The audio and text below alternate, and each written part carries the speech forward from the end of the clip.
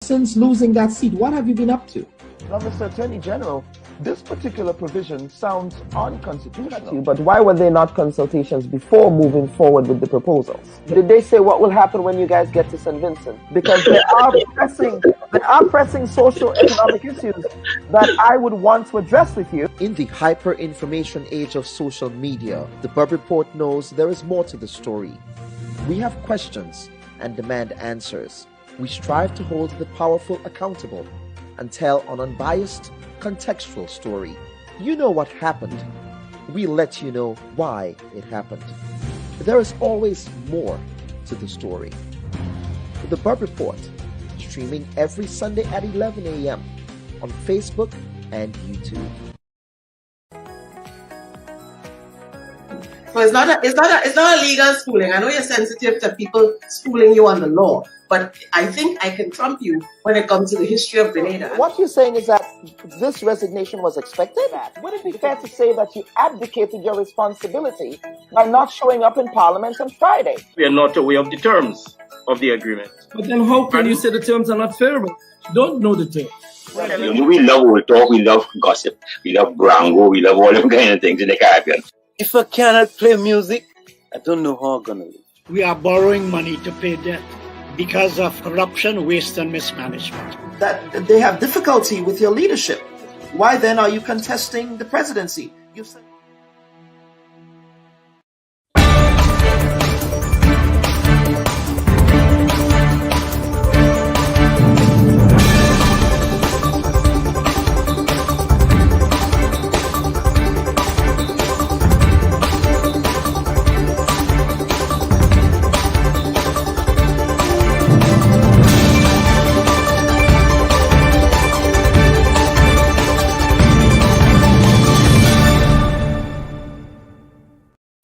Independent Media presents Grenada's only source for independent, unbiased, and well-researched broadcast journalism. This is the Bubb Report with Dr. Kellon Bubb. Hello and welcome to the March 6th edition of the Bubb Report. The Russian Federation's full-scale invasion of Ukraine, which began on February 24th, is now going into its full second week, with bombardments of both civilian and military sites. The Russian action, which it says is prompted by its own national security concerns that NATO would expand to its land border with Ukraine, and wants to name a neutral country as a security buffer. On the other hand, the people of Ukraine are adamant that they want to join the Western Alliance, as well as the European Union. The West responded with crippling economic sanctions against Russia, though they have not stopped the imports of oil and gas from the country. The impact of this war does have implications for the Caribbean region, and we will discuss these implications on this week's program. Russia's military and political interactions in the region during the Cold War allowed the country, then named the United Soviet and Socialist Republics, to develop relationships in the region, including with Grenada's People's Revolutionary Government. In 2016, after most countries re-established diplomatic ties with Russia, Russia was able to invest just over $12 billion in the region, with Mexico representing about 50% of all Russian trade in this hemisphere.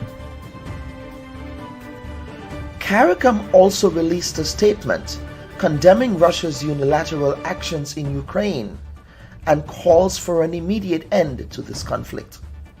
Our deep concern at the situation in the Ukraine is reflected in the statement that is being issued. The pain and suffering that is being inflicted on the people of Ukraine is unwarranted and a flagrant violation of international law. Also on the report, we spotlight the just concluded Carrico Carnival, which was held last week on the Sister Isle. The hastily announced event by the island's Member of Parliament signaled the first official return to Carnival in Grenada after the COVID-19 hiatus prevented most countries from holding major carnivals. Carriacou was in fact the last carnival in 2020 before the pandemic, and the first carnival in 2022, as the epidemiological conditions have begun to improve around COVID-19 and restrictions around this particular disease are starting to be slowly lifted.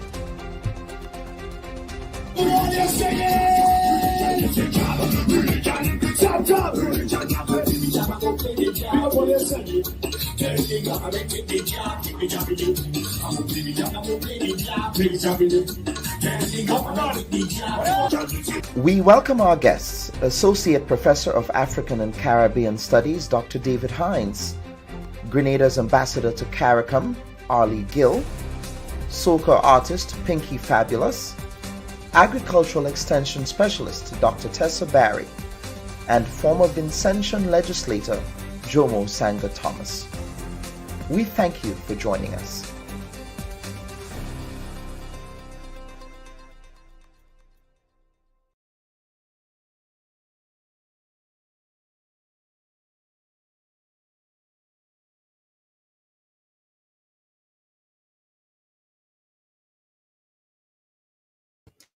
Good morning, everyone, and we welcome you to yet another edition of the Bubb Report. This is actually our first edition for the month of March. We are quickly moving into the season of spring here in the United States. And actually in Washington, D.C., the weather is a balmy 68 degrees, an unseasonably high temperature for this time of year. But of course, we appreciate the good weather when it comes, because certainly this time of the year is usually much colder. But we are looking forward to spring. And at this time, I wish to welcome my first guest, Pinky Fabulous. Pinky Fabulous, this is your first appearance on the Bubb Report, so we are grateful to have you here. And we hope that your connection can hold so we can have this wonderful conversation with you. Good morning, everyone. It's a pleasure to be on the Bubb Report. Of course, you know I'm your host, Pinky Fabulous. Absolutely, Pinky. You also have a wonderful morning show there on Boss FM, which I tune into, as I told you, on background on my commute to work. I normally listen to your morning program on Boss FM. Some very important topics and conversations that you have. So it is good that you're bringing those issues to the fore in Grenada. Thank you very much. I appreciate. So, Pinky, let us have a post-mortem of Grenada's carnival. The Carriacou's carnival, actually, in the state of Grenada last week, it felt as 2019 again, watching the images from Carriacou. But it would appear that this carnival was very abrupt, on the heels of an announcement by the Minister of Carrico and Petit Martinique Affairs and the Minister of Legal Affairs as well, Kindra Mathurin-Stewart, who publicly declared on social media that Monday would be a public holiday in Carriacou in observance of the carnival celebration. Were you expecting carnival? No, I wasn't. From what I gathered in speaking to a few persons that is in the carnival committee, like artists and business persons, it was a last minute suggestion. They wasn't given enough time to prepare. So a lot of the mass bands that you would expect on Monday or maybe on Tuesday were not being able to, in that short notice, been able to bring across that celebration, that festive that they normally do. But majority of the people said that it was like in a matter of a few days. But I know that in the previous weeks before, they had a meeting with artists, meeting with the carnival committee with certain gesture to how to bring across the carnival. But it wasn't come to terms as they expected. Based on the situation with the COVID-19 and the rise of the COVID-19, I think the decision was not accepted in how to bring it across. So it was bring across last minute that they were going to have carnival. But for the business area of it, a lot of the business persons were happy because with Grenadians and foreigners going up to Carriacou to have that festivity, of course, we had Slum bringing up the entire Jab Jab crew and a few of the Grenadian artists. There were a few promoters that had little shows here and there. But in terms of the pretty mass and stuff, that you barely see any of that. It was just more like street jam, like a blocko, you know? But the business segment, a lot of the hotels and guest houses were filled. A lot of the food places, of course, made a little money. You understand? But in terms Right. of the promoters and producers and artists, it was very hard for them. Yes. But of course, we know that Carriacou, well, I must talk about the Shakespeare Mass, Yes. which was followed by, it's a traditional mass that no matter what, that was been held, of course, on Tuesday, mainly, where it's mainly men, but now we're seeing a lot of women are getting involved. And that mass is basically a traditional mass based on the story from Shakespeare, which was invented in 1599. So that mass, of course, was continued to be celebrated, of course. And we had the jab, we had a few of the, they only had one mass ban on Monday, which was a Monday night mass. But I mean, it was mainly spectators. There were not much people involved based on the last minute, So in terms of quality, it fell short on quality. Fell short but on not quality. on participation. That's right. Because of course, you need preparation and it takes time. Yeah. You can't just, come up with a band. It takes money, it takes time, it takes quality in preparing everything. So that affected in that sector of it. I think a lot of people were saying that it's a bit unfair, but we have to look at it in a formality of that we were all going through a pandemic. This is not just you wake up and you say, look, we're going to have carnival. Because even now with Grenada Carnival, even though we heard that we are going to have carnival, I think it's still on a standstill watching to see what is going to happen. And things might be different here because of the time and the situation. If you notice, a lot of the protocols has been dropped. You don't have to sign up your names and leave your number anymore. People still wear masks and sanitize their hands. But the socializing and all that, they ease up a bit on it. Right. So maybe things would look different. But still, the mass bands are saying that they're still waiting on the carnival committee to give them the rules in how they are going to run the carnival. So I think it's not just them. They are waiting, of course, on the head, which is the leaders, to state whether or not things are going to be back to normal, in the regular way that we would have it. Yeah, no, you are absolutely correct about that, because of course this with COVID, it was always an evolving type of situation. So to be fair, it would have been difficult to really prepare fully for hosting carnival in the way that we normally expect carnival to be hosted. As you said, there is always that buildup. But That's given right. the uncertainty of the pandemic, but of course I do know that the carnival committee, they're expected to have a launch tomorrow. They're expected to have a launch tomorrow, a media launch, I believe. Former Senator Ali Gill, who is also with the cultural committee down in Grenada, indicated that he would not be speaking on anything related to Carnival until after that press availability. So I think all eyes would be glued to hear what Carnival in Grenada would look like this year in 2022. But what are you looking forward to for this year's Carnival in Grenada on the mainland? I'm looking forward. You see, it's very hard. A lot of the artists, me being a soca artist as well, it's hard. This is some of them livelihood. I mean, we are seeing that the COVID-19 has bring a change, in ways and means to survive. But some of the artists, this is how they go about their way of living. So a lot of them are looking forward to that. What I do know is that even though we've been going through the pandemic, a lot of artists have been working in studio and just waiting on that time to drop music. In terms of dropping music, I mean, it's kind of hard in that area because remember, you have to pay for studio time. You have to pay preparation in getting your clothes and, preparing yourself. It's a lot. So it will be a loss if we cannot have the regular shows and it's just virtual. It would be a loss for them because you expect a certain amount of money to make back after you put out. And that's why over the past few years, some of the artists they didn't really release music. They held back, whereby we still had artists that release music at the same time. It's hard. It's really hard. And I see a good look on it for Grenada because I'm seeing a lot of shows like Grenadians did it different. They basically had their stuff prepared, just waiting for the announcement that they're going to have a carnival. If you notice, since they announced that we're going to have a carnival, you've seen a lot of feds, advertisement for feds dropped instant.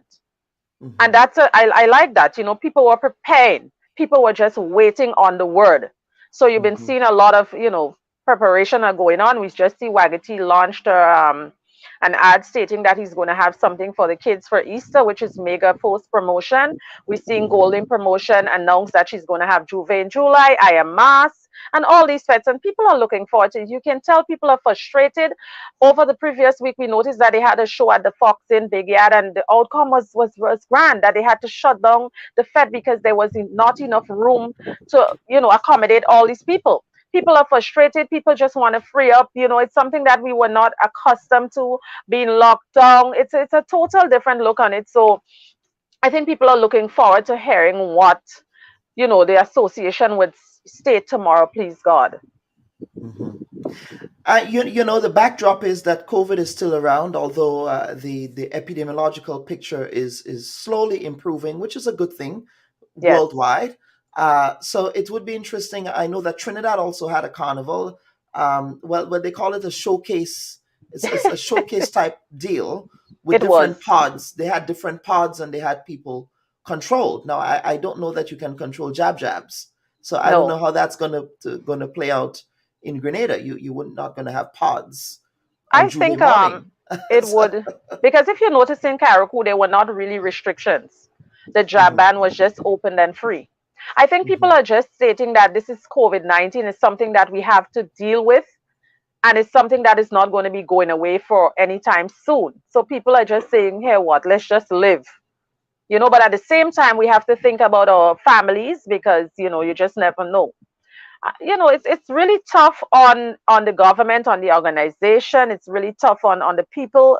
I mean, there are folks that used to look forward to having carnival. What about the bystanders with the tray, you know, hustling so that September they could make an income to send their kids back to school? You're hearing a lot of cries, and I wish that they would come to organization or come to terms that everyone can benefit from it, not just one set of people. You know, we got to look at the little folks with the little boot on the side. We have to look at the little ones with the tray on the side so that everyone could eat a food, as we would say. You're parroting Akima Paul Lambert's speech at the NNP convention where she spoke about eat a food. Yes, eat a food, you know. Yeah, it's eat a food. That seems to be a prevailing theme in Grenada these days. But right. We will be going there on the whole question of eat a food, Pinky. Any other thoughts on moving forward for Grenada and Carnival? A lot has been lost, but during this pandemic period, do you think we have learned anything with respect to how we can improve the Carnival product for the country? In terms of marketing, before the pandemic, I can tell you one thing, that Grenada Carnival was on a flight, a straight flight. It was leaving off to something that I think we would not have been able to control. It was going to be something very grand. What I can say is that they really have to sit and think about how big of a picture that this is. Market soca more, push their people more, put out something there for, you know, the whole community, because what they're basically stating that the carnival brings in a lot of on the economy side.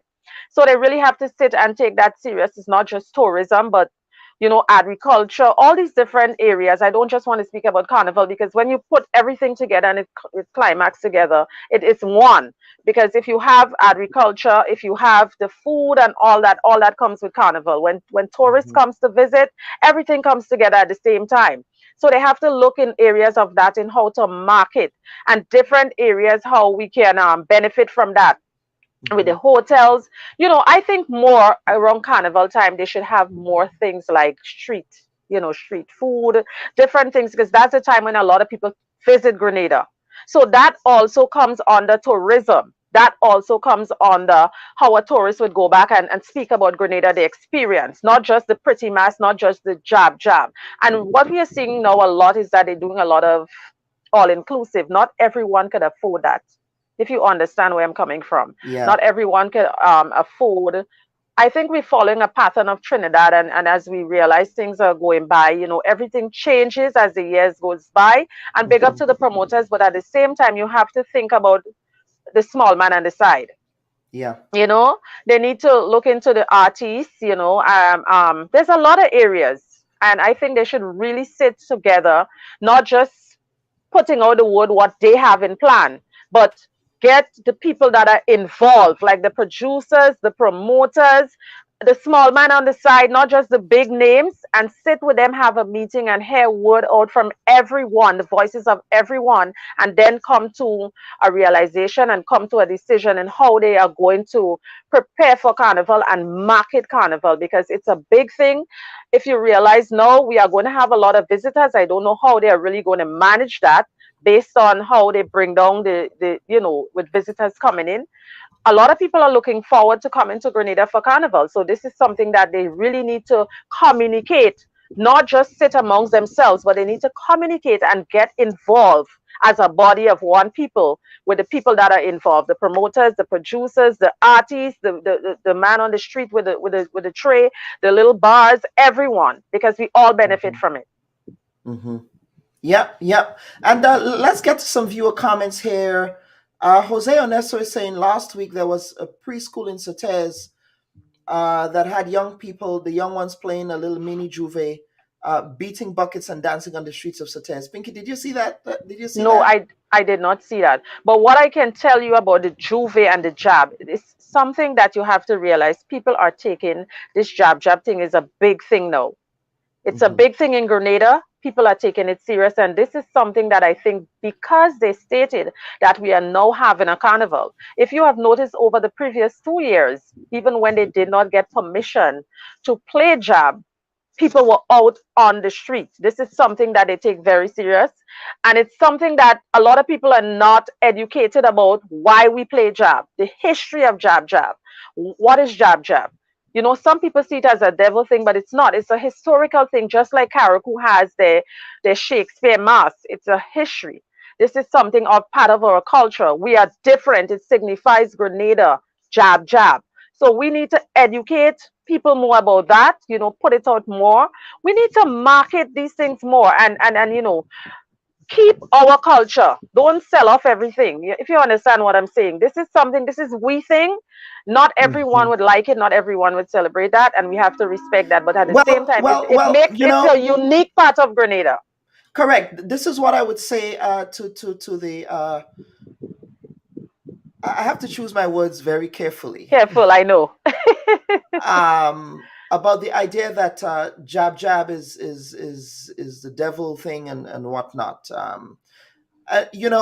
Everyone ought to have a right to participate in whatever cultural activities they choose to participate in Grenada. And I do not believe that it is the Christian community, the evangelical Christian community in particular. I do not believe it's their role to legislate morality in that respect. The people were outraged. Some in the Christian community were outraged about the expressions of jab on the street in Certez. But as you said, that is cultural. So that's all I'm going to say on this. And as you say that, I'm going to say something though. It's not just about the jab. I think the Christian community on the whole, me being a part of Carnival, me being an artist, on numerous occasions I've known of fetes had to be shut down because of the Christian community, based on the time limit that they want the fete to go on. I think they do have a strong say for some reason. And as I say, everyone has their place and their time, and they need to respect, other people's belief, other people's celebration. Yes, you're not a believer of it, you're not partaking in it, but at the same time, it's just like, the non-vaccinated and the vaccinated, but you have to respect people's decision and ways about how they live their life. It's okay to advise them, but I think sometimes, some people just go too deep and in the way that they lash out. But at the same time, we have to respect people's opinion. Absolutely, a point well taken. Let's get another comment here. A viewer is asking, don't you think COVID forced the artists to reinvent themselves? And what's your thoughts on the virtual growth? It's a good thing. At the same time, the virtual aspect of it exposed a lot of artists, exposed a lot of DJs, exposed a lot of promoters. So it has its good and its bad. If you realize now in Grenada, we have a lot of artists that, you know, they turn around themselves, turn their hands. Some of them open small businesses, open food places. We have Lava Man who open halal food. We have Electrify, Looney Spack and Electrify. They have their agriculture segment of it. We have, I mean, lots of artists. There's names that I cannot mention. A lot of them now are more keen to social media because this is where we showcase our platform. We have no choice. But at the same time, it's different when you perform in a live audience than when you perform and people are looking at you. For me, you have to be strong in the mindset. You have to build a certain mentality to do something like that. Same way when you're performing in a live audience is the same thing. It takes a lot. You have to have belly, as they would say. Yeah. So it has its ups in everything. It has its advantage and disadvantage. Absolutely. Let's see here. We have some other comments. Joan Wellington is saying Grenada was promoted as a jab jab nation. That's part of our culture. There we go. Another viewer is asking, does jab jab try to shut down crusades? Anthony Howard is saying, time to get rid of jab jab if our people continue using used motor oil and tar. Our environment should not be subjected to a planned oil spill yearly. It's a very, very important point there. Pinky? It's an important point, and as I say, it's a choice. For me, I would not use, I think people need to be, we did talk about that in Carriacou. You know, sometimes, you know, people would just take oil and they don't understand. There was, over the past year, there was a young lady that I got ill months after Carnival, and it was pertaining to the oil that was used. This is something that I think is a serious thing because people's lives are involved. I mean, your skin can get damaged, different things can happen to you. And this is something we have to take serious, especially to the ones that are the leaders of the jab jab ban in where they get their oil from. And they should, you know, educate people how to prepare themselves before playing the jab. Now, Jambalasi came about with a different method. I think they use charcoals. A lot of people don't know how to remove the oil from their skin. You have to prepare yourself. You have to make sure you grease your skin properly so that things would not get into your pores. You also have to have a cloth that after you finish play jab, that you wipe the stuff off your skin, and then you use sand or to the beach and you scrub, you mix the squeezy with the sand and then you scrub your skin. So a lot of people don't know how to use it. Anyway, as we go by in that same area, sometimes you're on the streets and you see the jab jab ban, you just feel a certain way, and then you get in the ban, you get involved, not preparing. So they need to educate people about that. You know, these are things that we have to take serious because you can get sick after, it can go into your pores, it can damage your skin, you can, you know, different things. This is something serious that I think we need to talk about as well.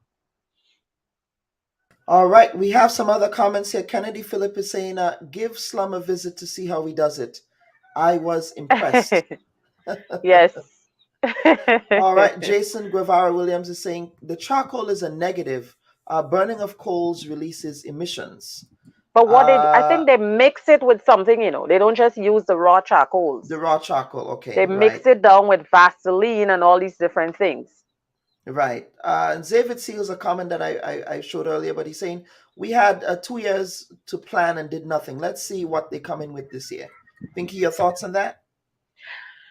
Well, a lot of the bands, I can tell you, have been planning not just 2 years. They've been planning from since before the COVID came about. And a lot of the band members are really very particular about bringing out the pretty mass. Because I think that what they bring across to them is that it's going to be one big, everybody's just going to be one big team, but maybe different sections. So it's not going to be like one band with 8 section or 6 section. I'm not sure. I don't want to say things that I'm not sure about. This is just, you know, talk here, see and there, see. So basically, after tomorrow, we would exactly know what's going on in that area and that field of the carnival segment. All right. Pinky, any final thoughts from you before we go to the next segment?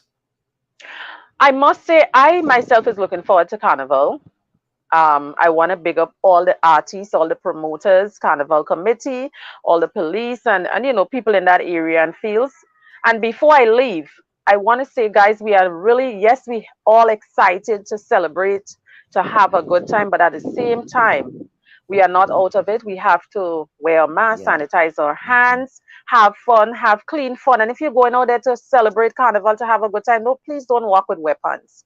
This is all about togetherness, celebration, not fighting. And if somebody mash you, want to get all personal. This is not about that. And then to the organizers, please, if you come into a decision, make it so that everybody can benefit from it, not just one set of people. Remember, we all has been affected by this. It's worldwide. So if you're doing it, please make sure. And another thing I have to say, that I've been speaking on the streets to a lot of vendors and stuff. I'm saying this to the government directly and the people that are in charge, and before any decision come, that you have to speak to the people that are involved. They would know. They would know how they have been affected.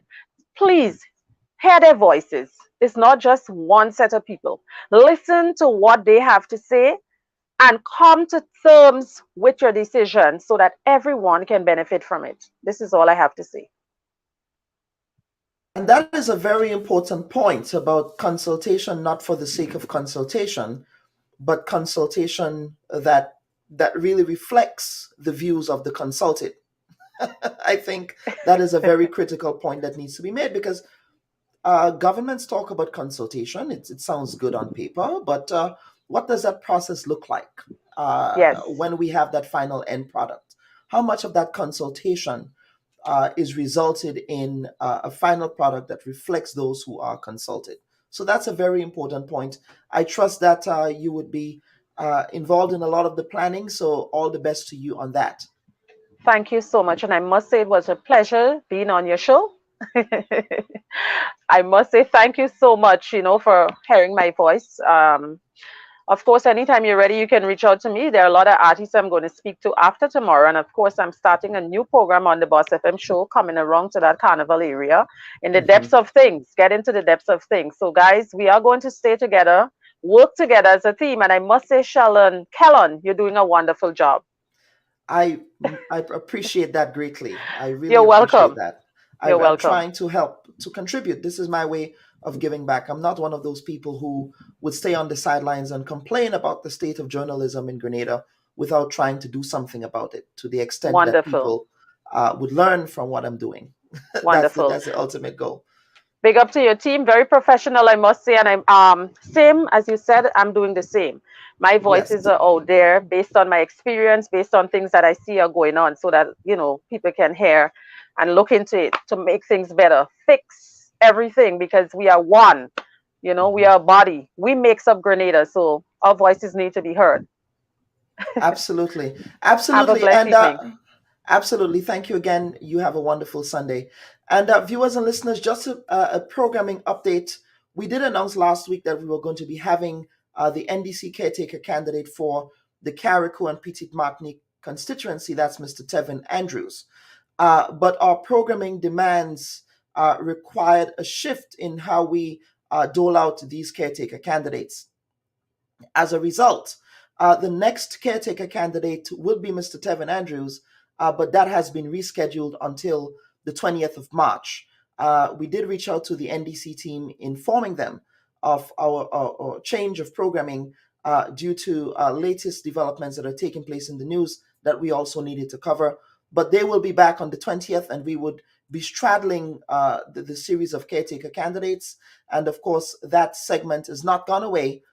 We just had to make some adjustments to our programming schedule to accommodate other issues. But at this time, I want us to take a quick break, and we will be coming back with the panel segment of the week to discuss the geopolitical implications of the current war between Russia and Ukraine and ways in which it would affect the Caribbean region, in particular Grenada and the OECS region. So please stand by. We will be right back.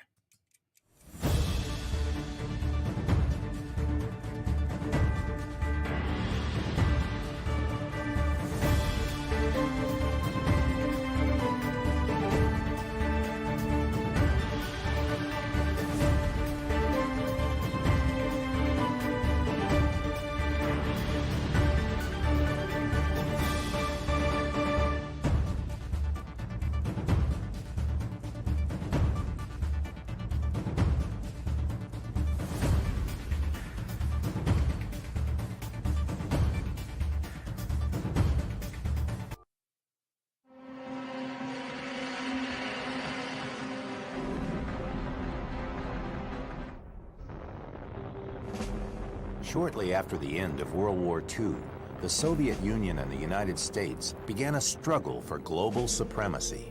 This struggle, called the Cold War, triggered an arms race, with both sides producing huge arsenals of nuclear weapons.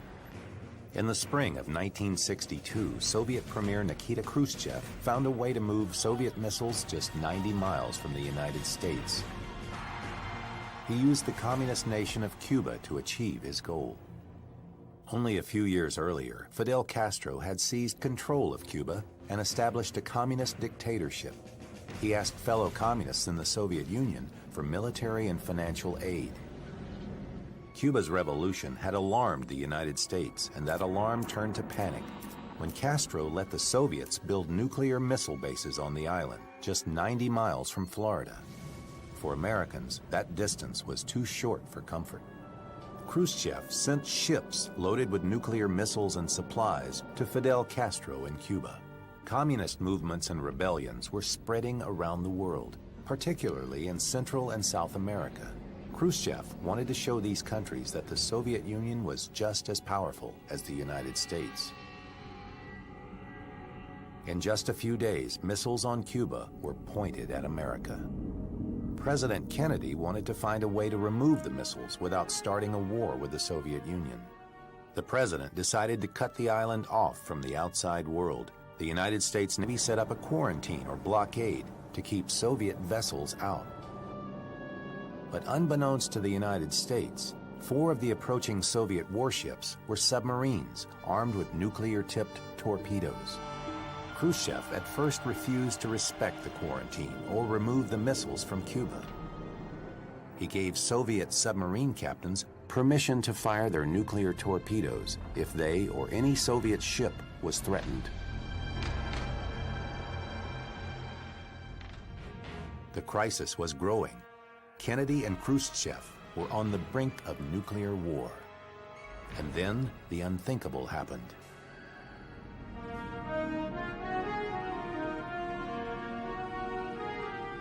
Premier Khrushchev has sent a message to President Kennedy today.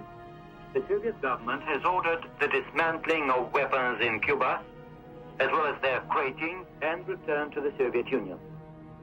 The Soviet Union agreed to withdraw the missiles from Cuba in exchange for an American pledge not to invade Cuba.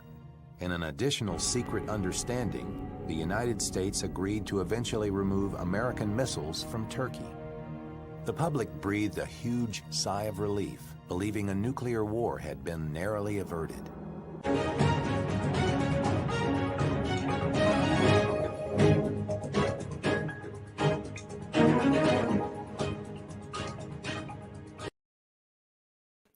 And that was a clip there from the Public Broadcasting Service of the United States, reflecting on the Cuban Missile Crisis. Now, the Cuban Missile Crisis really, in many respects, reflects what is currently happening in Russia and Ukraine. Russia, at that time it was the USSR, they attempted to really intimidate the United States in their backyard. Of course, as you know, the United States has the Monroe Doctrine in place that speaks to its own influence in the Western Hemisphere. And that particular missile crisis also almost led to a nuclear war. And so what we're doing today on the program is to really talk about how the ongoing conflict in Ukraine is really causing the emergence of a new Iron Curtain again, a new Cold War, if you will.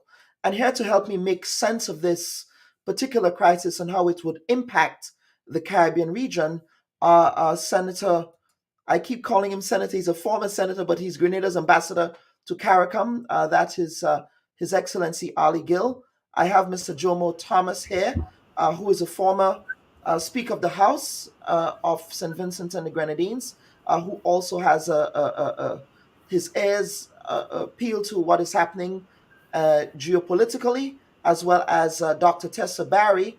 Now, Tessa is traveling and she wants to bring in a conversation here around the food security implications of this particular crisis on Grenada and the rest of the Caribbean. So, gentlemen, until we get Tessa, I welcome you to the Bubb Report. Well, thank you for inviting me yet again, my brother. I'm delighted to be here, and I'm willing to share my views wherever you lead me. I would follow. Absolutely, absolutely, sir. And I want to begin. I want to begin with you, Mr. Gill. Mr. Gill. Now, CARICOM released a statement condemning the invasion of Ukraine by Russia.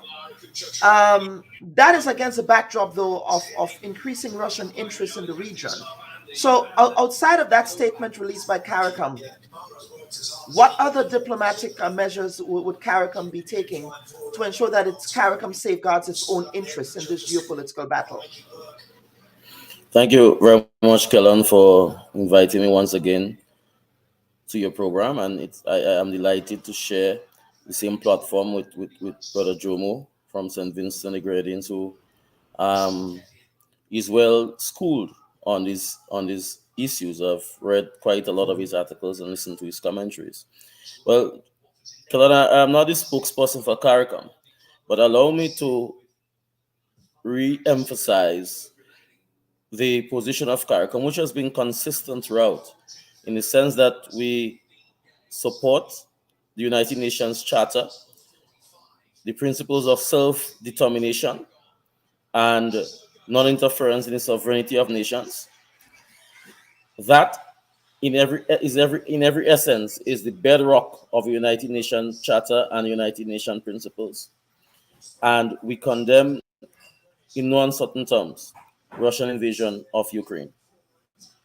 Just as CARICOM has spoken out with regards to the United States policies towards Venezuela and Cuba, just so we believe that it is consistent with speaking out and condemning the actions of Russia into Ukraine. And we understand fully, well, I understand fully, and I think most objective persons understand the geopolitical struggle. And it is interesting that you, and correct, for you to have made that early linkage between the Cuban Missile Crisis of 1962 and what's happening in Ukraine today. In 1962, the Americans were peeved, they were angry, they were annoyed, they were prepared to defend against the then USSR coming in their backyard, so to speak, and placing missiles just a few miles away from their own territory in Cuba. Similarly, the Russian government is annoyed, angry, peeved with the possibility of Ukraine joining NATO. If Ukraine joining NATO, of course, will definitely put the United States, in a real sense of speaking, in the backyard of Russia. Mm-hmm. Now, we also want to place on record, I would also want to place on record our condemnation in regards to the human sufferings, the plight of ordinary Ukrainian men and women and innocent people who have died. I also want to place on record the racism that has been meted out to people of color, fleeing the Ukrainian war and being denied in many instances to get on different modes of transportation to leave Ukraine and to enter Poland and other safe areas. It must be a concern. It is not highlighted as much on Western media, CNN and BBC, but we in the CARICOM region, we have highlighted that this is an issue that we must also focus on. Gratefully for us, the 24 Jamaican students who studied in Ukraine, they are safely out of Ukraine, but our heart goes out to other persons of color from Africa and wherever else with regards to how they are treated in leaving Ukraine. We believe that as human beings, we must be treated equally. And that is an issue which is not and should not be lost on us. So I would open with these comments. Absolutely. And Dr. Barrier, I know that you're traveling, you're on the road, so I am very grateful to you that you've graciously offered some of your time and your expertise here this morning. I believe you're in closure in St. John's. So Yeah, I'm currently in Palmis now. We are about to head up to the mountains in Palmis. Right. So before you do and before you lose signal, thank you. But Dr. Barry, you are an agricultural extension specialist. In the last crisis, which we are now getting out of, which is the COVID-19 crisis, we appear to be moving into another crisis. A major subtext here is the question of food security.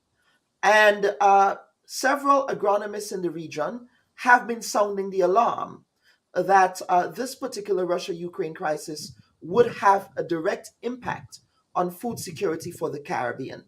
Are they accurate in their assessment? Kellen, I would say yes. And the reason why I would say that, we first have to look at what are our vulnerabilities currently as a Caribbean region, and by extension, all of the sub-regional islands. We are net importers of food. That's one. And that's one of our vulnerability when it comes to food security. And being net importers, it therefore means that we are easily affected by external shocks. And one external shocks being that of the impact of war.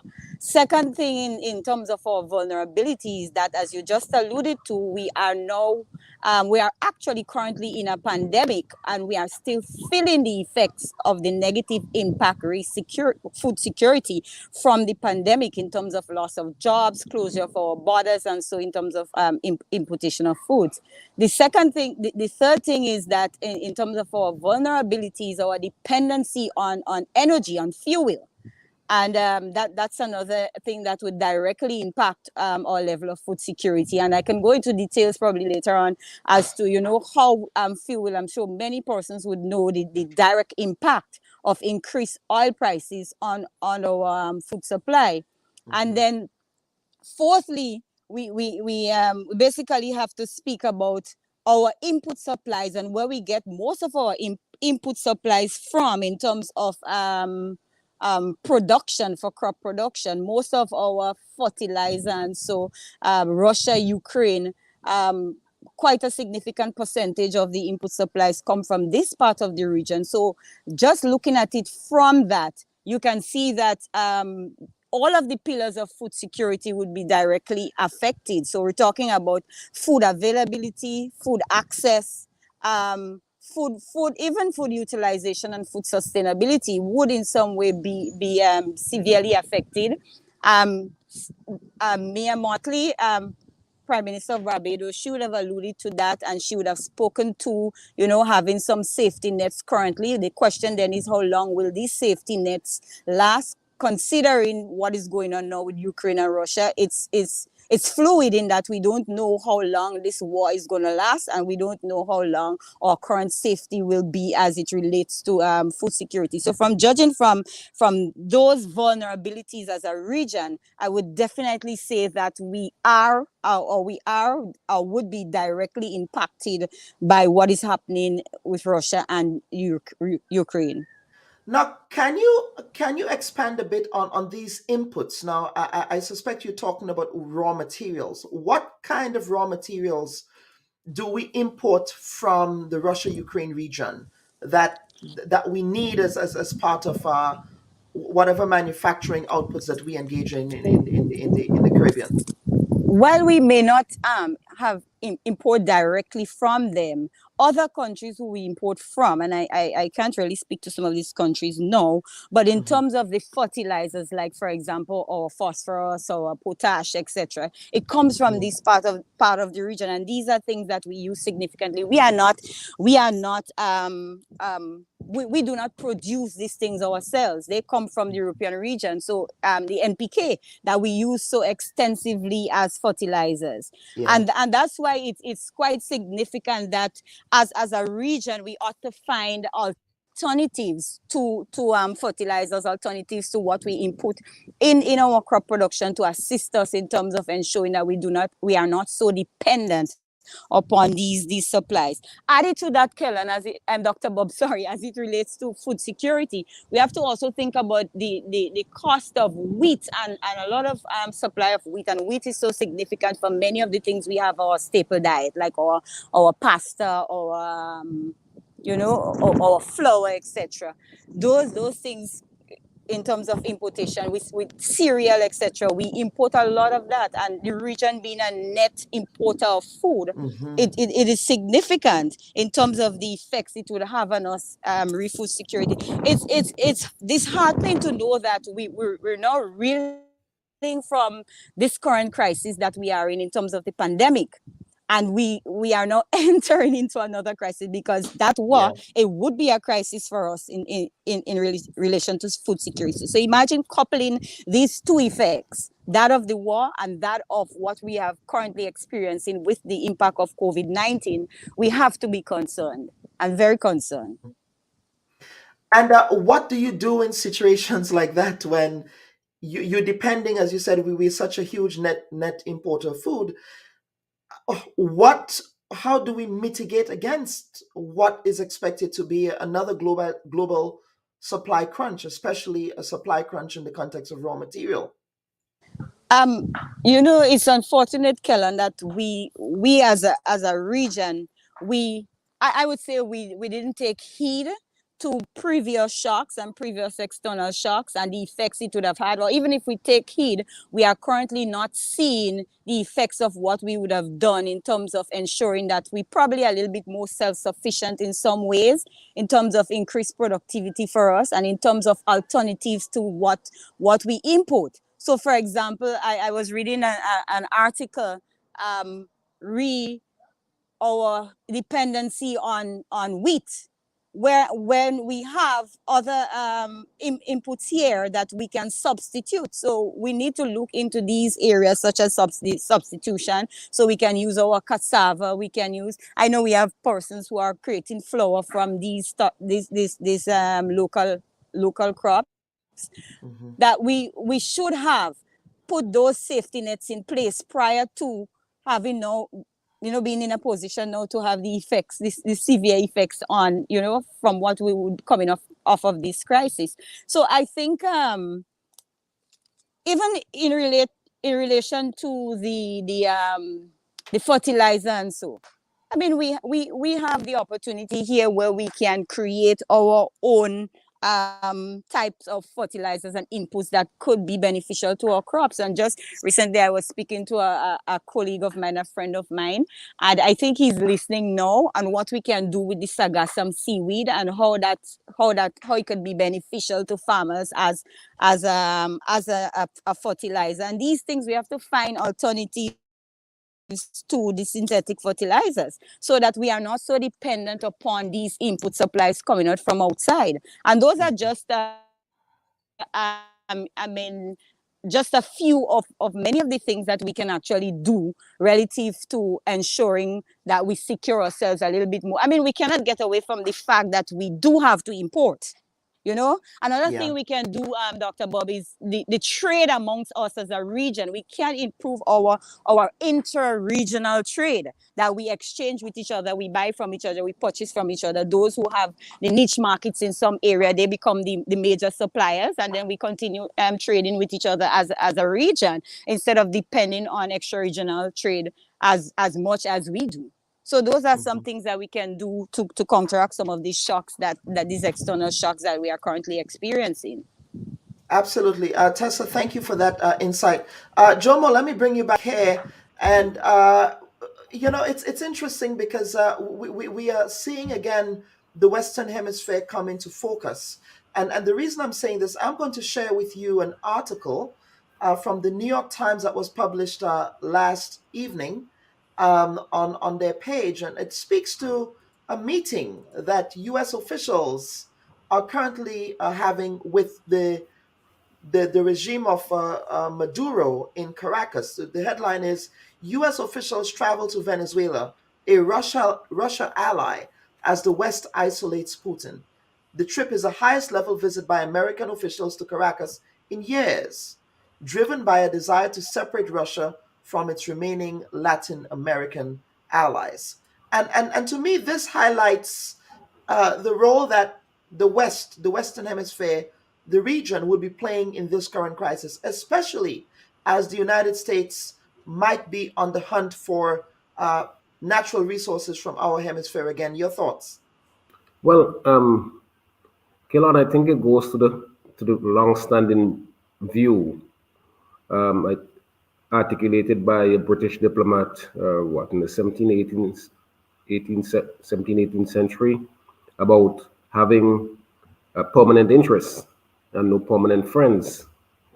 And clearly, countries are going to do what they perceive to be in their interests. And powerful countries are even more able to do what they want to do in keeping with their interests. So the United States could, if you follow Venezuelan politics, you would know that President Maduro has been calling for proper relations and for developing of serious ties with the United States.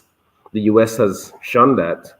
They have brought into place all kind of persons with little or no support. The quintessential expression of that was the guy Guaido, whom they pushed on the people. They stole the Venezuelan people money and gave it to him. And then when they came to the elections, he didn't have any support. In fact, at the time when the Americans hoisted him on the nation as the president, polls in Venezuela showed that only 9% of the people knew who he was. But I say all of that to say that sometimes, again, we have to understand, I think I said this on the lead-in, that big countries especially plan in terms of decades and centuries. We in these smaller societies plan in terms of days, weeks, and months, and to some extent years. So in the realignment of what's happening, the United States will be quite prepared. If the United States thinks they have to send a delegation to Iran or North Korea or wherever, they would send that delegation because in their long-term strategic interests, they are prepared to use their heft, whether it's economic or political heft or military heft, to do what they want to do to achieve what they want to achieve. So it's interesting because the Western narrative obviously is that here is a big bad bully Russia imposing its will on Ukraine, which Carriacou has condemned, but at the same time, we, the United States, the world police in the Western Hemisphere, would do business with countries who have despotic leaders when we condemn Putin for doing the same thing. But that is a precise point. And look, you see, in this world is narrative and counter-narrative. And if you look at the major media, the same major media that had embedded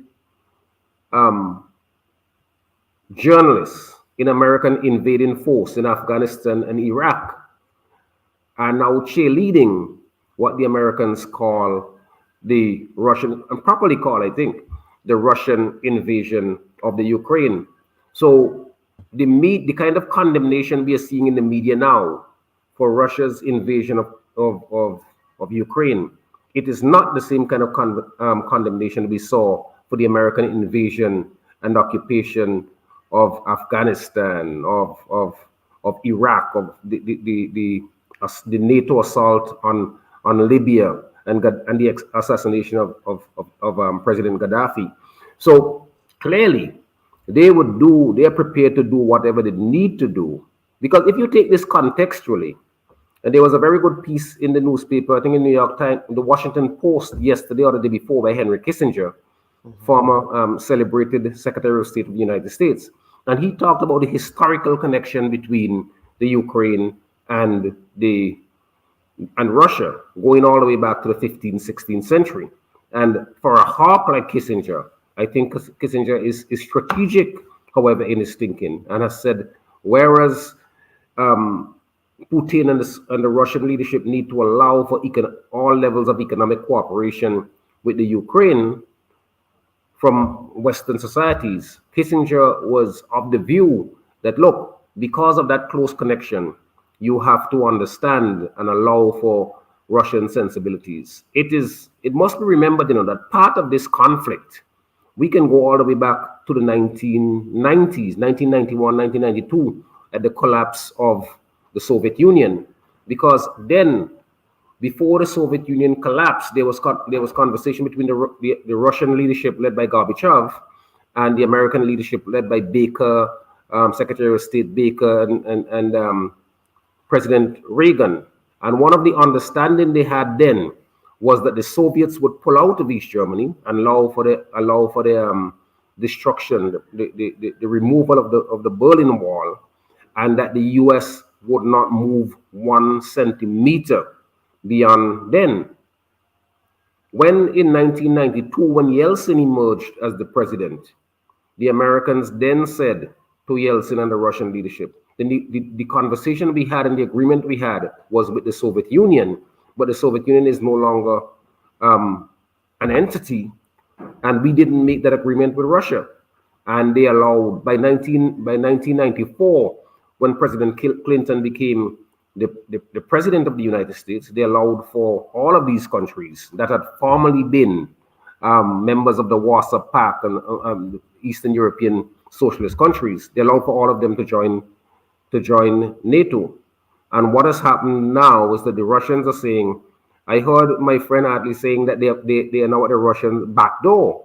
If they were allowed to join, to Ukraine to join, they would be at the front step. And I think that explains the sensibilities. But as the celebrated American journalist Chris Hodges said, that war is hell. And irrespective of the provocation, negotiation should have been allowed to take its course. And there's nothing that explains the wanton destruction of societies and the killing of innocent people. Absolutely. Mr. Gill, do you want to piggyback on anything? Of course, I think Jomo had spoken quite succinctly.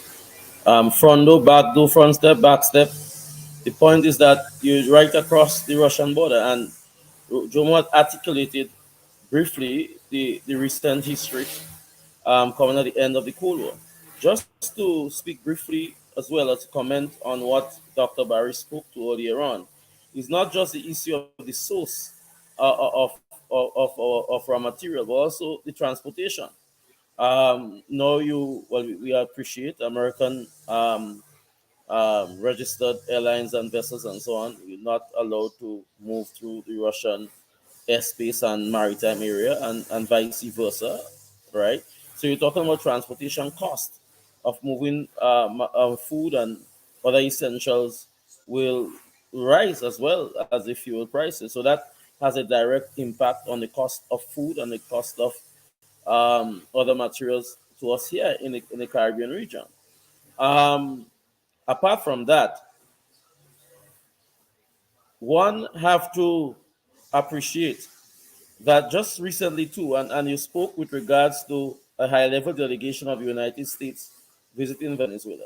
And one must know that Nicaragua, Venezuela, and Cuba, who in normal times would generally support positions of Russia in the United Nations, they abstained from voting against US-sponsored resolutions of condemning the military action or the invasion of Ukraine by Russia. So this Russian invasion of Ukraine put us here in the Caribbean and so on. And it has in a position where, one, as I spoke earlier, with regards to the consistency of our foreign policy, but also two, our Venezuela is a neighbor of us, and with the Venezuelan crisis, the embargo by the United States on Venezuela created a ripple effect, whereby Trinidad and Tobago, a CARICOM country, had to deal with the issue of a refugee crisis, basically, from Venezuela. Now, it will be interesting. What will be the results of this visit? Would the United States reverse the embargo on Venezuela? Would they now acknowledge President Maduro as a legitimate president? Is it just simply the trade of oil and gas that they are interested in? So that it is interesting to see now how the U.S. treat with Venezuela.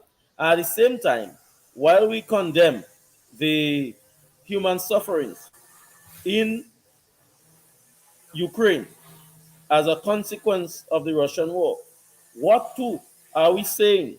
What too is the West and the United States, and they must be called out with regards to the long-standing embargo against Cuba? Because it's the same principle of non-interference. It's the same principle of self-determination And the United States policy against Cuba has resulted in economic stagnation of the Cuban economy and has resulted in the long suffering of the Cuban people.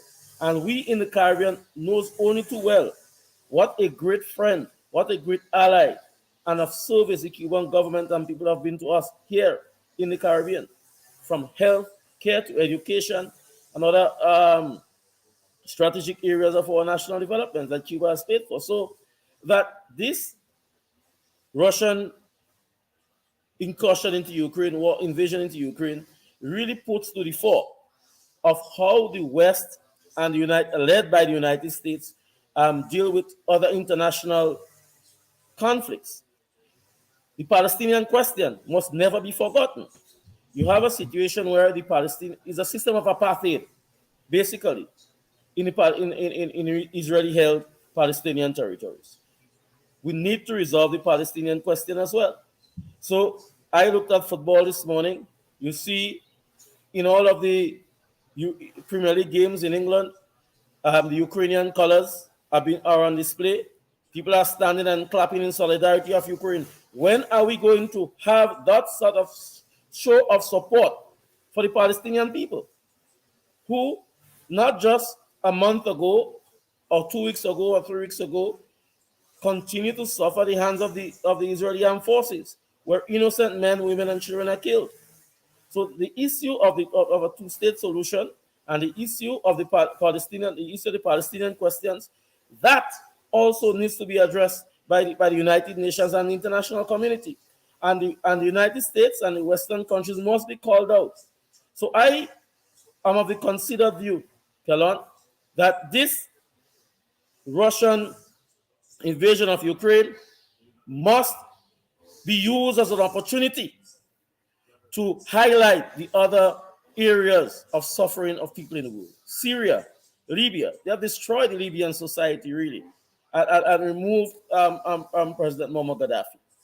And the Syrian question and so on. I mean, you cannot, in one breath, and it's interesting, and Jomo highlighted that brilliant piece by Henry Kissinger. But also, too, there's another interesting article which speaks to the issue, the refugee situation in Europe, where, because the Ukrainians have no issues in entering Poland and Finland and other European countries, but yet for all Syrians, because of their religion, Islamic religions, Africans, because of the color of their skin, are not given easy access to European countries. And that is an interesting aspect too, which you as a journalist and so on must highlight. Now, let us not forget as well that the U.S., and I say the U.S. led, what is their position with regards to Yemen? And their positions that they take with regards to the Ethiopian crisis. The Kenyan ambassador in the UN this week highlighted the fact that the division, that the boundaries that the Europeans created at the end of colonialism created artificial boundaries. So that in Ukraine, you have one part of the country, the eastern part of the country speaking Russian, and the western part of the country speaking Ukrainian and so on. So the artificial Ukraine is only an independent country of 24 years or thereabouts. And as Jomo highlighted and so on, at the end of the Cold War, when Ukraine became independent and so on, there's a significant part of Ukraine that speaks Russian and follow the Russian Orthodox Church. Similarly, in Africa, we talk about all these civil wars and so on from time to time, and we call it tribal wars, mistakenly so. These boundaries in a lot of the African countries, most if not all, is artificially established by European powers who cut up Africa, the African continent, as they so desire. And they have left the Great Partition, long-standing difficulties with minorities in certain countries and so on and so forth. So that, we cannot just look at the Ukrainian crisis in a vacuum. We must broaden the discussion and about all of these historical and current issues that confront us. The world, Kelon, does not seem to be a fair place in many instances. It's more about strategic interest as opposed to morality in my view, because if it's about universal strategic interest, to what end? To what and, end, right? To what end? And the world at the end of the day is not a better place. Mm-hmm. All right. And Jomo spoke. He didn't mention the Wolf Witch design, basically, where the U.S.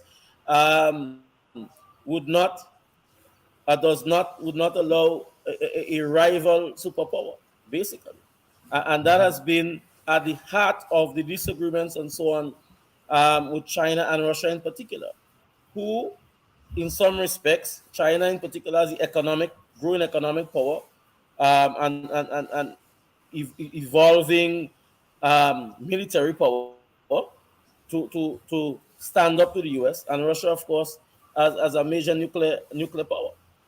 So absolutely, it is, as you pointed out, a major geopolitical struggle on our hands right now. Yep, absolutely. Let me bring back Dr. Barry here. Dr. Barry, I think you're up in Closure now, or are you still in Palmis? Yes, up in the mountains in Palmis. Okay. So I know that the signal might be a bit spotty up there.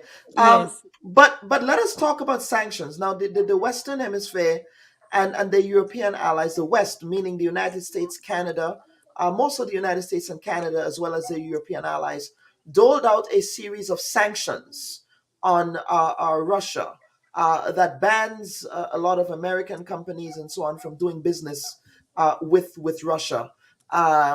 They've also banned exportation of different products. How does sanctions affect the food supply chain, the logistics supply chain for us in the region?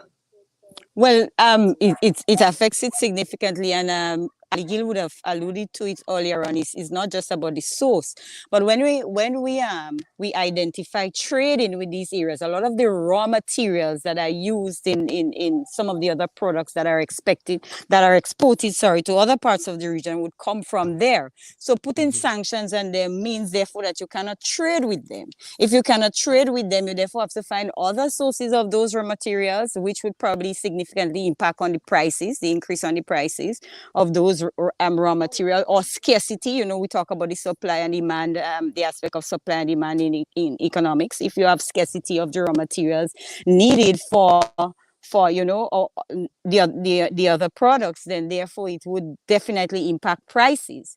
And once prices are impacted, then it affects the income. It affects the budget of the homes. You have to stretch how far these budgets can reach when you have to increase. When you have increase in prices of food products, etc., because of the increase in the prices of raw materials emanating from these sanctions, because of the inability to trade with them. So it definitely would have some serious impact on food security, because the cost of input supplies, and also in terms of scarcity, if you cannot find them, prices would definitely increase, and we, the consumers, would be the ones feeling the impact. When the cost of production increases, then the cost of food also increases. And that is always passed on to the consumer inadvertently. Yes. Yeah. Let me cite an article here. This is an interesting development from Dominica, the island of Dominica, the neighboring island to Grenada, and I will share this here. An announcement by the government of Dominica that they are suspending application of Russian and Belarusian nationals from their citizenship by investment program.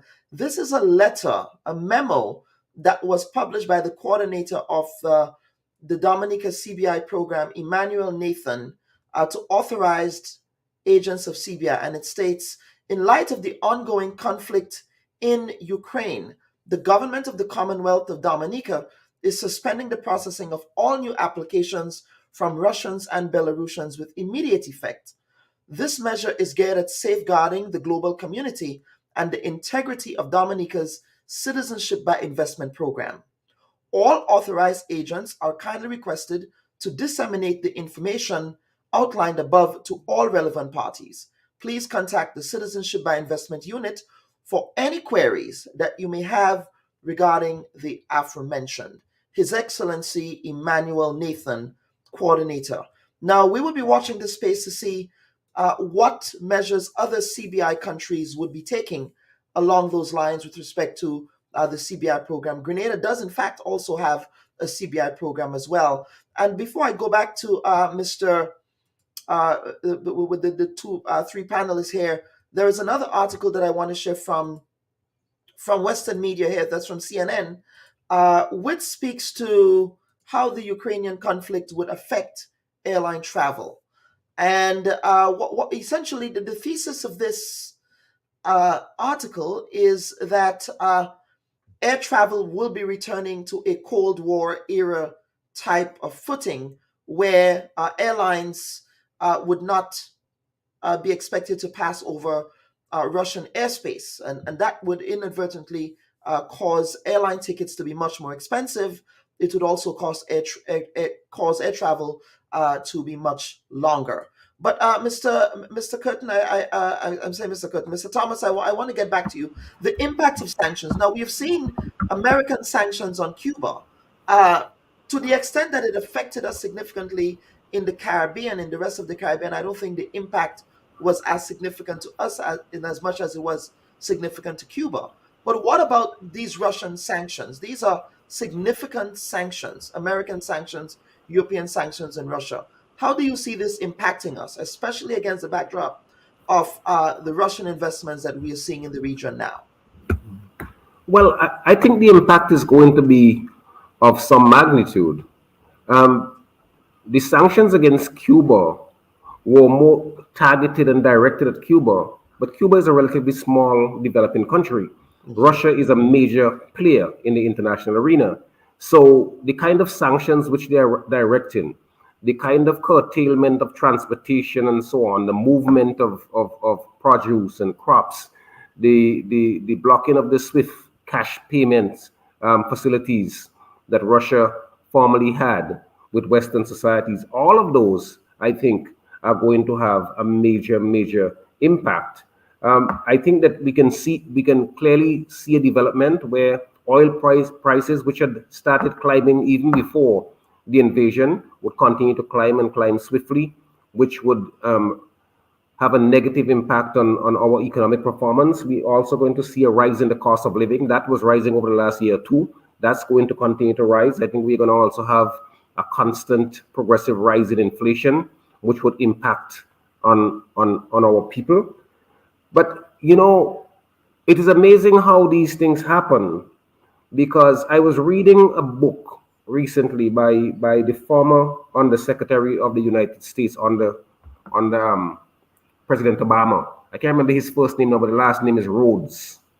And in that book, he outlined the way in which countries use soft power to get other countries to do things. And I recall I was particularly struck by the fact that Rhodes talked about the pressure they placed on Cuba of all countries, to block the movement of Snowden. Remember Edward Snowden, who had defected? To block the movement of Snowden. Snowden had been in Indonesia, and then he traveled to Hong Kong and then to Russia. Before he ended up in Russia, yeah. He had gained asylum to go to Ecuador. And the Americans had blocked the Europeans from allowing the plane to land there.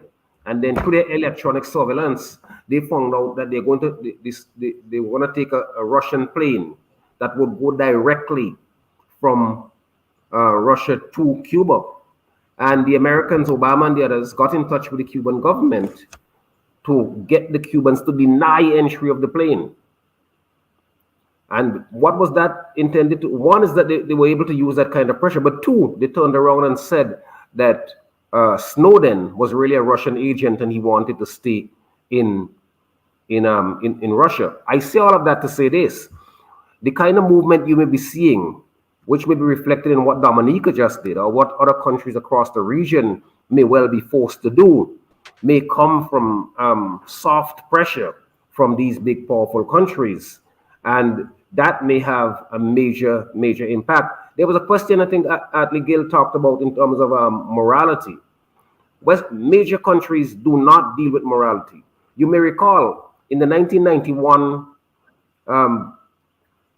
sanctions that the Americans placed on Iraq, there was this telling piece in 60 Minutes where Leslie Stahl was interviewing former Secretary of State Madeleine Albright. And Leslie Stahl had brought to her attention that some human rights organization, I think it was Oxfam at the time, had said that the sanctions had cost the life of over 250,000 Iraqi children.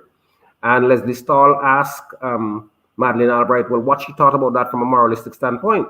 She says, deadpan, she said, well, the sanctions are worth it because they help us to carry out American policy and American interests. So all in all, you can be sure these guys are going to they're going to play hardball. They're going to do what they have to do. They will ring arms if they have to ring arms. They are going to force people to do what they want to do. I want to make one other point again for history, and this is why history is such an important guide. Back in 2003, when the Americans had been corralling the world to support its invasion of Iraq, Yemen was a member of the UN Security Council then, and Yemen voted against the call to war. The Yemeni ambassador went on public news channels to say that after the vote, the American ambassador at the UN walked over to him and whispered into his ears, "It is the worst vote you have ever made. You are going to regret it for the rest of your life." I say that only for us to recall what is happening in Yemen today. These guys are unforgiving. They will punish you and drive you. In fact, Ronald Reagan did say, "We're going to make you cry, uncle." Remember, he told the Nicaraguans that back in the 80s. So yeah, the policy is not one intended that is based on morality. It's based on hardcore calculation that is intended to ensure that America remains hegemonic. It is intended to ensure, as Wolfowitz said back in 1993, that the U.S. under no condition should allow any other contending pole of power any place in the world. It's the same thing J. Edgar Hoover said internally in the United States in the 1970s, that America must not allow any black leader to ever emerge that would gain the stature and command the attention and the interests of black people in the United States. So the policy is all embracing. We just have to follow the dots and connect the dots and make sure that we are not lost in the smoke. All right, Jomo, we have some questions here for you. Someone is saying, your Prime Minister Ralph Gonsalves wrote a private letter to President Putin in which the letter was made public, which gets backlash from the opposition party, which you are a part of. What are your views on this letter? Oh, wow. I never knew I was a part of the opposition party. This is news to me as well. But what are your views on the letter, the subtext Well, here? for one thing, I never understood how you write a letter and announce that you write a private letter and announce that you write a private letter. It would seem to me that if you wrote a private letter, that would be it, particularly where Carriacou had a view which it expressed. And so once the letter became public, there was a call by the opposition for the letter to be made public, since the Prime Minister could not be writing Putin as Ralph Gonsalves, that he ought to be writing as the Prime Minister of St. Vincent and the Grenadines. The Prime Minister did say that he would release the contents of the letter at his choosing, at a time and place of his choosing. Last Wednesday, he revealed the letter which purported to be the letter that he wrote to Putin. But then again, there were no significant differences between the letter, what the letter talked about, what the United Nations representative, Ms. Rhonda King, read when she was speaking at the United Nations General Assembly. So I don't know based on that, I don't know what the purpose of the private letter was, because if the private letter encapsulates essentially the bedrock principles of international law, sovereignty, non-interference in internal affairs, the right to self-determination, and so on. If those are encapsulated in the private letter in the same way in which they're encapsulated in the speech with the Ambassador Rhonda King made, which are encapsulated in the CARICOM statement, why was there a need for a private letter? But And then Margaret Francis is saying, Jomo, I'll put you on the spot. Any comments on the Russian oligarch whose yacht showed up in St. Vincent in this past week? Is SVG going to be a haven for fleeing oligarchs? And I think that question, there are lots of marinas in the Caribbean region. Look. Although in my research on this issue, I did see, I'm following a couple threads on Reddit, and a number of Russian oligarch yachts are actually moving away from the Caribbean as well. So your thoughts? Well, for one thing, I don't follow American narrative, right? Because at any good period, there are American oligarchs and British oligarchs who litter the Caribbean, whether it's in Canawan or in Mayro, but nobody calls them oligarch. So we are told that Bill Gates is there and whoever other billionaire is there. Recently, a Swedish billionaire drowned off Canawan, and she had her private yacht there. Nobody called. Look, I think that we just have to avoid the narrative which are created for us. In other words, Americans are billionaires, but Russians or other people are oligarchs. That narrative I would not follow in the least. But I got to say to you that these people have been coming all along. The Prime Minister has said that Canawan, which has gotten a lot of development in recent times, is the island where billionaires run away from the millionaires in Mustique. So they have been attracting a lot of people. I did see this very big yacht right in Port Kingstown. But if we go out to Villa, we see them all the time. Huge yachts. If you go down to the Grenadines, you see them all the time. So it is not, I don't think that 8 days, any of those yachts could have left the Black Sea to get to the Caribbean. I'm not so sure they could have made that journey in 8 days. So they must have been loitering around someplace. I saw a piece some time ago which said a lot of them were in Spain, and now they're scampering. Spain, Monaco, the Black Sea, Italy, these places. I don't know. I think that these guys are going to try to be safe. They're going to protect what they have. But you remember, some of these same people who are called oligarchs today were some of the same people who in the 1990s, when the Soviet Union collapsed, were allowed to buy public asset at fire sale prices and then turn it into a good penny.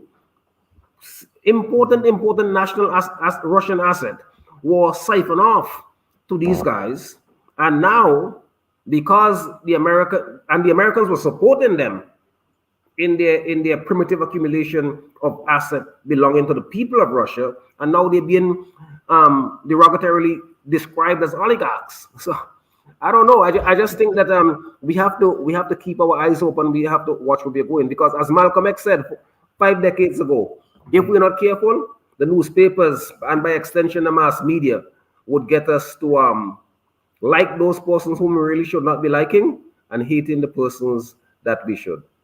All right, Ambassador Gill, here, sanctions, the impact of these sanctions. The world is much more economically integrated than it was during the period of the Cold War. How are we preparing for sanctions? And you were just coming out of that CARICOM heads meeting in Belize. Did that conversation come up, and would there be contingencies for dealing with the impact of sanctions, especially with respect to Russian investments in the region?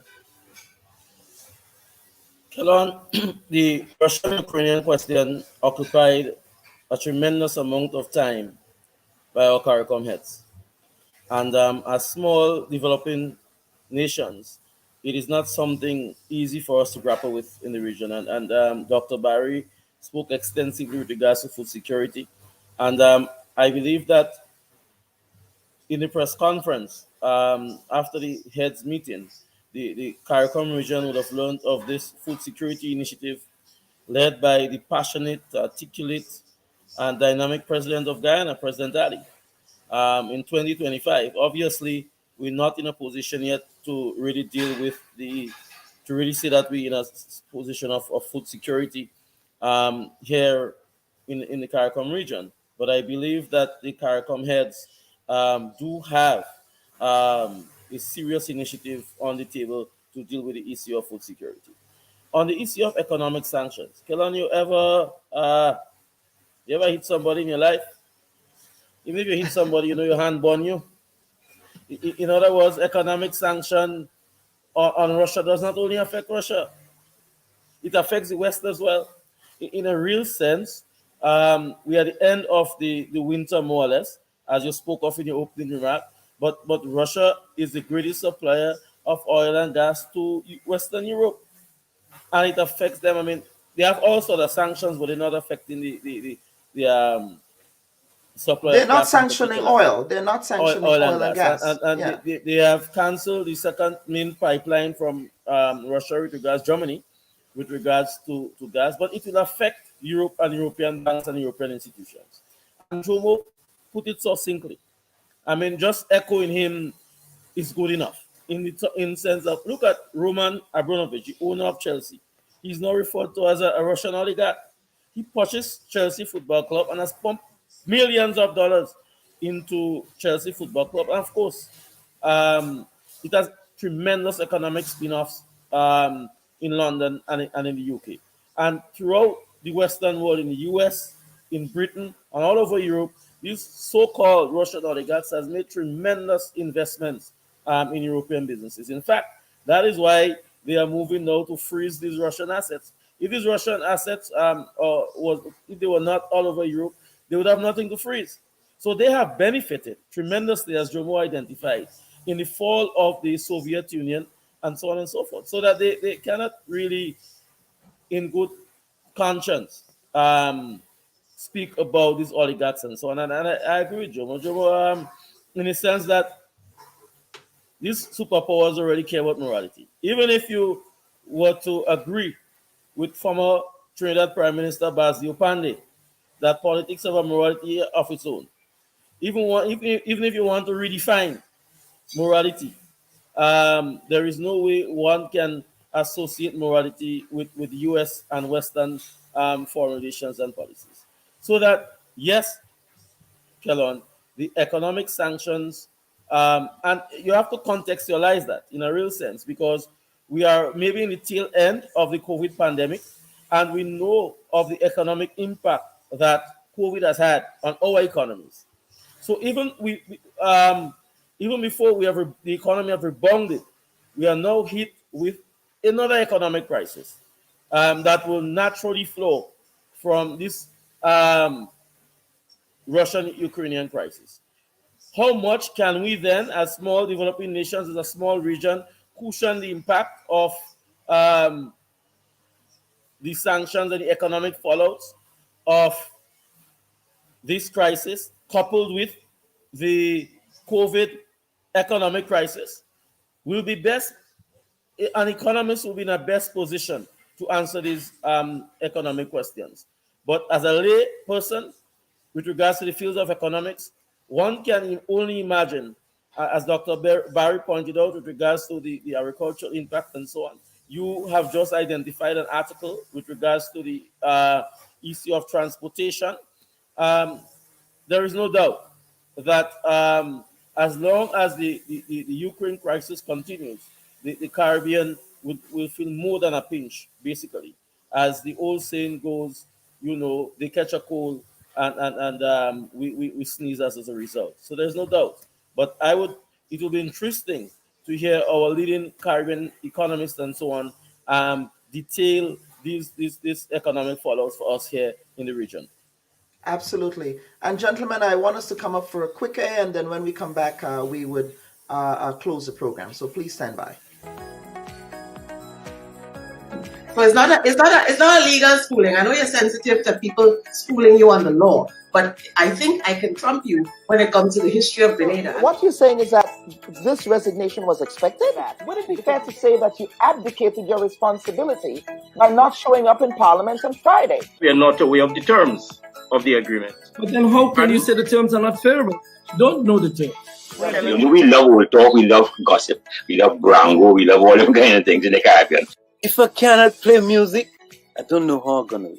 We are borrowing money to pay debt because of corruption, waste, and mismanagement. That they have difficulty with your leadership. Why then are you contesting the presidency? You said.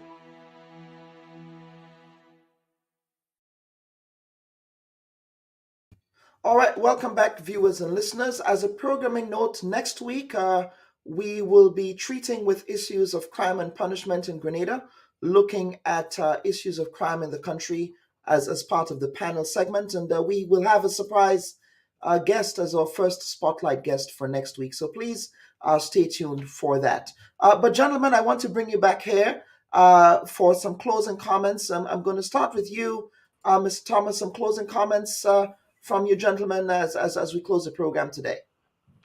Well, Bob, as I said, I think that when the big boys play, the small man is punished. It is said classically, when the United States gets a cold, smaller countries, whether you are in the Caribbean or across the developing world, you get pneumonia. Some people say you get AIDS, full-blown AIDS, and die. This is a fight that we are not part of, but we are going to suffer as a result of it. I think that the position of the CARICOM leaders are proper in that they constantly and significantly point to the fact that what has happened, Russia's invasion of Ukraine is wrong. It flies in the face of international law, international notions of non-interference in the internal affairs, non-aggression on the part of people, self-determination and the integrity of borders and so on. But that is one part of the equation. The other part of the equation is that we have seen the hypocrisy in all of this, and that the right to ease of passage of all persons fleeing conflict, that has come out in dramatic terms, where African people, where Caribbean people are not being offered the same amount of generosity and cooperation to get away from the conflict. So those are things that we have to think about. We saw some of the coverage where journalists expressed outrage that this is happening among quote unquote civilized. Which was so ironic to me as a media scholar, as someone who critiques media coverage and someone who does content analysis of media. It was so jarring. First of all, it was not surprising, but at the same time, the irony was not lost on me that you're talking about Europe as being civilized, a country, a continent that had 100-year war. More wars than any other place. A continent that had the Inquisition, a continent that was responsible for colonialism and slavery, and you want to talk about civilized? Yeah. You couldn't be more hypocritical based on the brutal history. But I'm saying that's what we get for narrative. And people would sit before, and this is why I tell people, the American educator E.B. White said, if you're going to educate your children, you have to throw the TV out of the window. I say, if people are serious about getting knowledge, for one thing, they have to be willing to unlearn a lot of the things that they know. And part of the ways in which we're going to unlearn is to we may not want to throw the TV out, but we will want to turn it off. Because you're not getting serious content analysis there. You're not getting the truth in many respects. You're getting a massage view of what international politics and international reality is all about. But for us in the Caribbean, we have to band our belly. We have to do the things that we normally do to try to ensure that we're able to survive yet another conflict. Interestingly, look how easily the Western media segue from the overwhelming predomination and preoccupation with COVID and has simply slipped into the conversation about Ukraine. Absolutely. Ambassador Gill, some closing words from you, sir. Thank you very much. I mean, we must re-emphasize that we must support the United Nations Charter. We must support self-determination and the principle of non-interference in the affairs of sovereign nations. We must continue to lend an ear and give support against the humanitarian crisis in Ukraine. against innocent men, women, and children.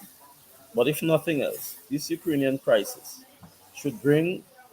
we should allow it to bring an awareness of other crises in the world, not least the Palestinian question, not least the question in Syria and Libya and Yemen and Ethiopia and Cuba and Venezuela, us here in the region. In other words, the hypocrisy, the double standards in terms of policy by the United States and Western powers. And at the same time, it ought to alert us of the need to strengthen Carrico community. Dr. Barry spoke with regards to the need for increased inter-regional trade. And I would add for us to continue or to do better to be our brother's keeper here in the Caribbean region. Because as we notice, as the big powers, they fight their struggles, their geopolitical wars. And we are merely small fishes in the pond. And we have, consequential damage, really. Nobody, the Jamaican students certainly was not only foremost in the minds of the president of the US and the leaders of the Western European countries. The Jamaican students were not. We had to, and the Jamaican leadership and government had to battle with that own struggle. So it speaks volume with regards to us being our own brother's keeper. And I would ask and urge listeners and viewers going forward in this Ukrainian crisis that we keep an open mind and to always keep in our thoughts and prayers, not just the suffering people of Ukraine, but also that Cuba, Venezuela, Palestinian, and where suffering people has felt the brunt of misguided international policies and foreign relation issues all over the world. Ambassador Thank you so Gill, much for thank having me you. on your program. Absolutely, thank you so much. We intended also to have Grenada's foreign minister, the Honorable Oliver Joseph. We're hoping to invite him next week, where we intend to have a part 2 of this program as well. So hopefully he can accept that invitation then to provide some more governmental perspective on this. But Ambassador Gill, you did fill those shoes expertly today, so thank you so much for appearing. You're welcome, sir. And at this time, ladies and gentlemen, we want to thank you again for your participation this week on the Bubb Report. I wish to thank our guests from St. Vincent. We were supposed to have another guest here, but he did not show up. We don't know what happened, but certainly the invitation is always open for him to appear on the program again. On behalf of the hardworking producers of the Bubb Report, I wish you all a safe and productive week ahead. Bye-bye.